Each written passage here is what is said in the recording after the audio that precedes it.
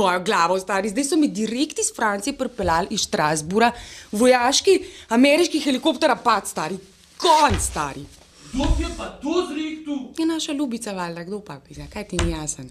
In to je ta helikopter, ne, ki ga testiramo za vojsko, ker bomo kmalu odpovedali posel s patrijami, pa moramo nekaj kupiti za naše vojake v Afganistanu.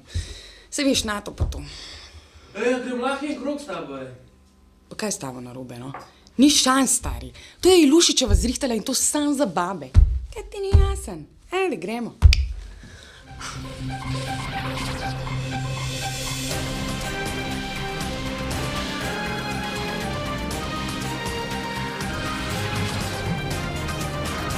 Lepo pozdravljeni na slovenskih tleh iz ljubljanskega studia 136. To so vesti na vesti. Deževno vreme je vladi očitno dalo nove zamisli, kako rešiti državo in malo manj davkoplačevalce iz globalne krize. Na včerajšnji seji so ministrice in fantje sprejeli sklepe, s katerimi bomo pri javnih naročilih bolj varčevali. Ministrica za šparanje v javnem sektorju, Krebsova Irma Pavliničeva, je pojasnila, kako naj bi posli z javnimi nakupi od zdaj naprej potekali bolj konkurenčno. Zato tako imenovanim pijavkam proračuna svetujemo, da si na hitro omislijo nov sistem cuzanja državne blagajne. Prepričani smo, da bo to seveda delovalo v smislu povečane transparentnosti in tudi prihrankov.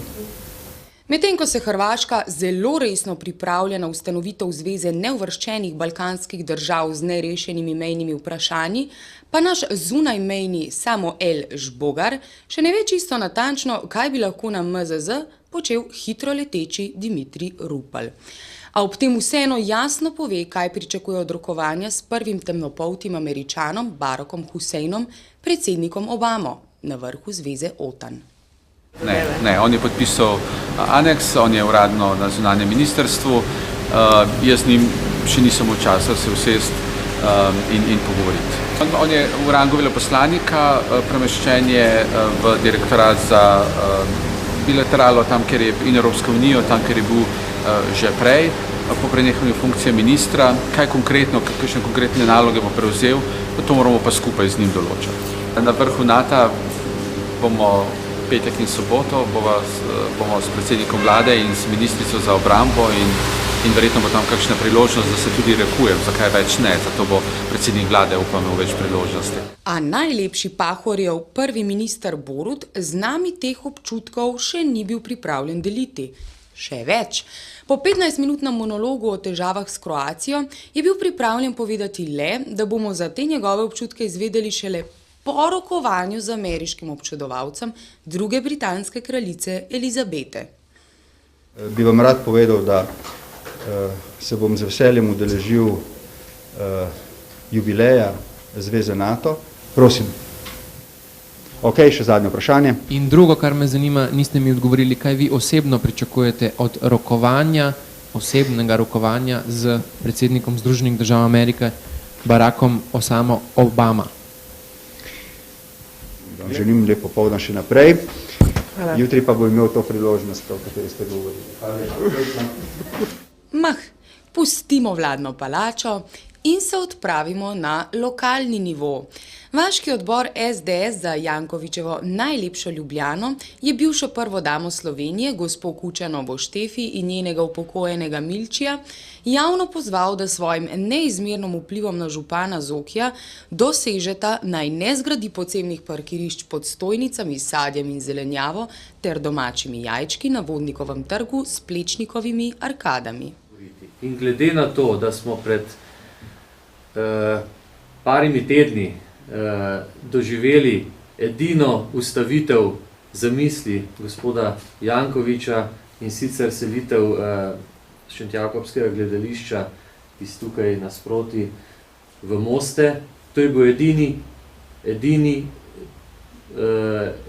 edini projekt oziroma edini poskus, ki je bil zaustavljen z njegove strani. Nekako sem ugotovil, da je bil ustavljen šele potem, torej dokler so vsi ljubitelji, vsi umetniki, vsi ljubitelji govorili o tem, da je to škoda, da bi na ta način osiromašili kulturo, ni bilo odziva strani gospoda Jankovića.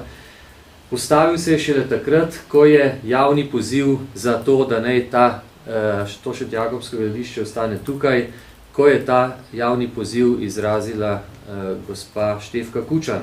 In glede na tržnico, kjer nikakršna želja, nikakršna strokovna razlaga urbanistov, arhitektov, etnologov, priznanih, ne ustavi gospoda Jankovića, bi tudi tukaj javno pozval bivšega predsednika Milana Kučana ali pa še enkrat gospo soprogo, da tudi tukaj javno podata svoj glas, glede na to, da sta tudi dva zelo intenzivna uporabnika te ljubljanske tržnice. Rada sta pač kupovala tukaj in morda, glede na to, da kot kaže, ima edini vpliv na Jankovića bivši predsednik Kučan,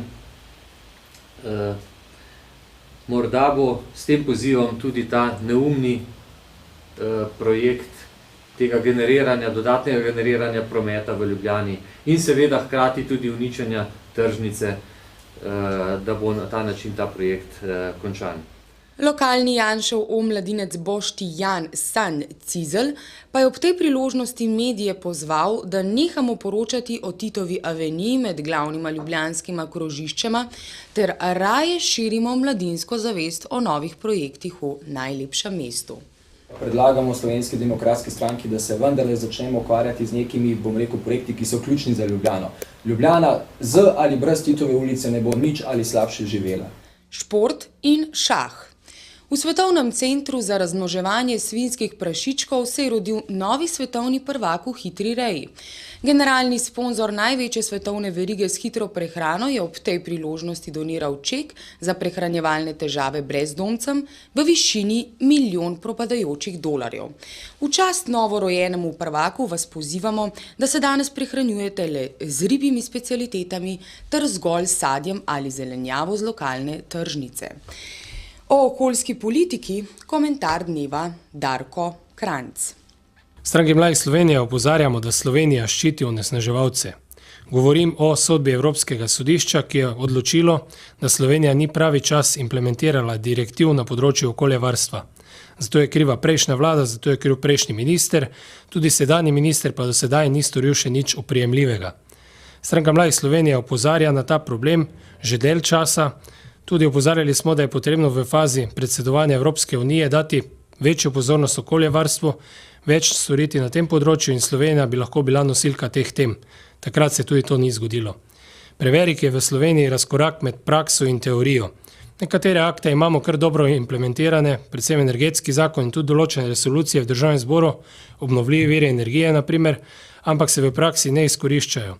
Te stvari primerjamo lahko z področjem obrambe, z področjem gradnje avtocestnega križa, kjer ugotovimo, da za tiste stvari vedno najdejo denar in jih realizirajo, na področju okoljevarstva pa pač denarja vedno zmanjka.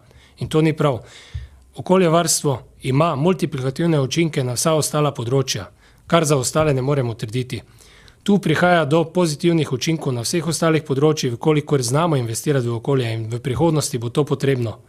V Stranki Mladih Slovenije skupaj z Evropskimi zelenimi tudi opozarjamo, da je okoljevarstvena tema, da je okoljevarstvena usmerjenost na področju gospodarstva in tudi kmetijstva tista prava smer za izhod iz krize in na tem področju lahko ostanemo zmagovalci. Potrebno je dati več motivacije, tudi spodbud za okolju prijazno gospodarstvo in okolju prijazno kmetijstvo.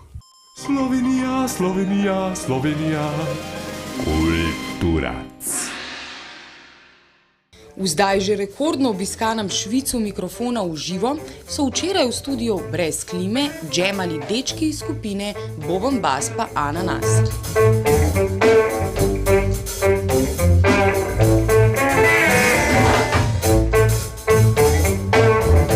Hopla, kaj pa vreme? Če je verjeti ekonomistu Joži Menci-Negerju, potem bo v letošnjem poletju najbolj primerno namakati noge v domačih lavorjih. No, da si bo svet od te krize pomogel, bo potrebno najmanj 1 desetletje, lahko bi pa rekel še več. Iz ljubljanskega studia 136, To so bile vesti na vesti. Zdaj pa me testni helikopter pelje nazaj v nemški Kiel in potem še v Baden-Baden na vrhunsko srečanje evropskih fenic štrikanja z Michelle Obama. Až da sem lahko slikala pol z Barackom pa to. Česko, stari, konc. Jaz grem.